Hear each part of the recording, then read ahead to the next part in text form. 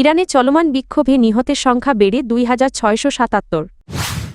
Greenland নিয়ে যুক্তরাষ্ট্রকে কড়া বার্তা ফ্রান্সের। ট্রাম্পের হুঁশিয়ারিসৎ শত মৃত্যুদণ্ড স্থগিত করল ইরান। ইরান ইস্যুতে সামরিক নয় কূটনৈতিক সমাধান চায় যুক্তরাষ্ট্র। ট্রাম্পের সঙ্গে সাক্ষাৎ, নোবেল পদক উপহার দিলেন মাচাদো।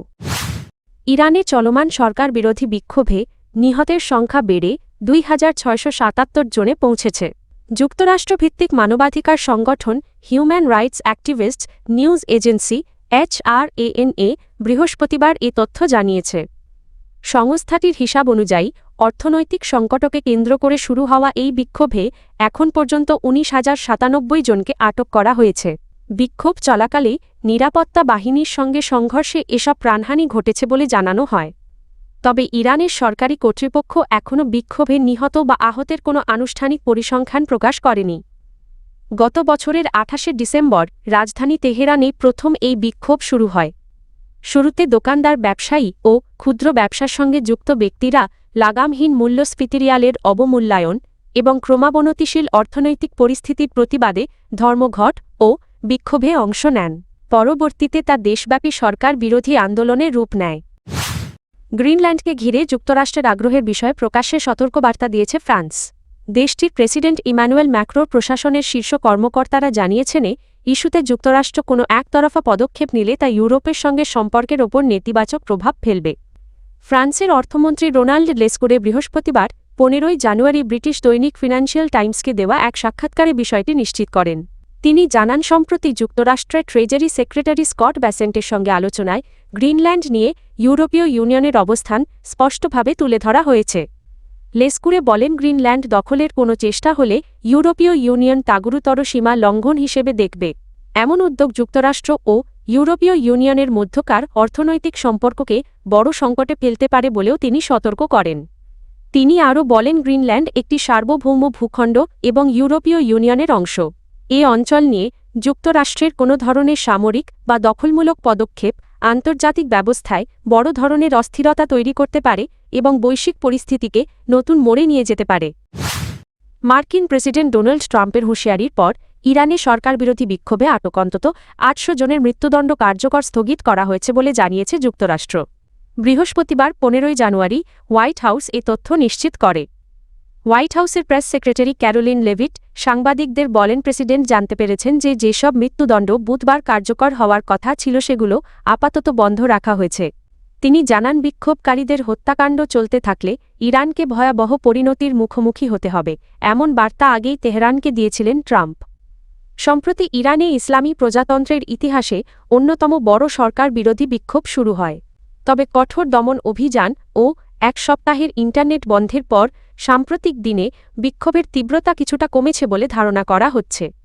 হোয়াইট হাউস জানিয়েছে, আপাতত যুক্তরাষ্ট্র সামরিক পদক্ষেপ থেকে সরে এলেও প্রেসিডেন্টের সামনে সব বিকল্প খোলা রয়েছে।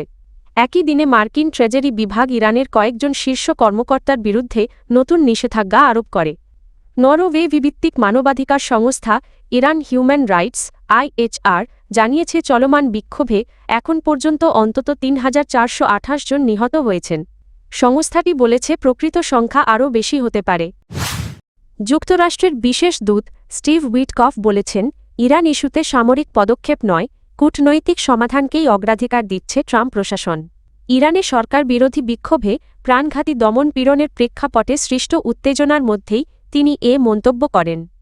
ফ্লোরিডায় ইসরায়েলি আমেরিকান কাউন্সিলের এক সম্মেলনে দেওয়া সাক্ষাৎকারে উইটকফকে জিজ্ঞেস করা হয়, যুক্তরাষ্ট্র ইরানের বিরুদ্ধে সামরিক হামলার পথে যেতে পারে কি না।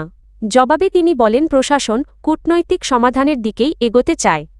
উইটকফ জানান, ইরানের সঙ্গে সম্ভাব্য কোনো কূটনৈতিক চুক্তিতে ৪টি বিষয় অন্তর্ভুক্ত থাকা জরুরি। এগুলো হল: ১. পারমাণবিক সমৃদ্ধকরণ কার্যক্রমের নিয়ন্ত্রণ। ২. ব্যালিস্টিক ক্ষেপণাস্ত্রের মজুত হ্রাস। ৩. ইরানের হাতে থাকা প্রায় ২,০০০ কেজি সমৃদ্ধ ইউরেনিয়াম এবং এর ৩.৬৭ থেকে ৬০% পর্যন্ত সমৃদ্ধকরণের মাত্রা। ৪. মধ্যপ্রাচ্যে ইরান সমর্থিত সশস্ত্র গোষ্ঠীগুলোর তৎপরতা। তিনি বলেন, ইরানের অর্থনৈতিক পরিস্থিতি দুর্বল থাকায় এসব বিষয়ে সমঝোতার সুযোগ রয়েছে। আন্তর্জাতিক কূটনৈতিক কাঠামোয় ফিরে আসতে চাইলে আলোচনার মাধ্যমেই সমস্যাগুলোর সমাধান সম্ভব। অন্য পথ পরিস্থিতিকে আরও জটিল ও বিপজ্জনক করে তুলতে পারে বলেও সতর্ক করেন তিনি।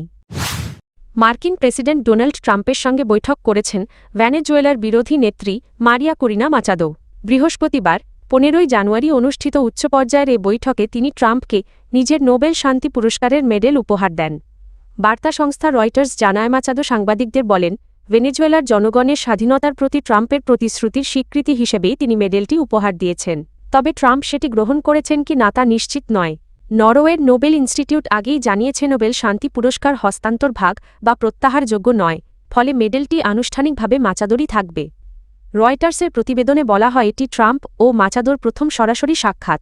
প্রায় 1 ঘণ্টার মধ্যাহ্নভোজ বৈঠকের পর মাচাদো ক্যাপিটল হিলে রিপাবলিকান ও ডেমোক্র্যাট উভয় দলের একাধিক সিনেটরের সঙ্গে আলাদা বৈঠক করেন।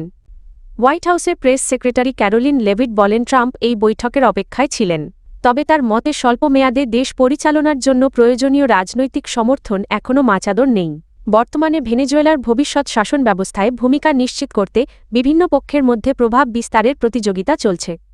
প্রতিবেদনে আরও বলা হয় চলতি মাসে যুক্তরাষ্ট্রের অভিযানে প্রেসিডেন্ট নিকোলাস মাদুরো ক্ষমতাচ্যুত হওয়ায় দেশটিতে গণতান্ত্রিক রূপান্তরের আশা তৈরি হয়েছে। তবে ডেমোক্র্যাট সিনেটর ক্রিস মার্ফি বলেন মাচাদো তাকে জানিয়েছেন যে দমন পীড়নের পরিস্থিতি এখনও আগের মতোই রয়ে গেছে এবং সম্ভাব্য নির্বাচনের বিষয়ে তিনি সন্দিহান।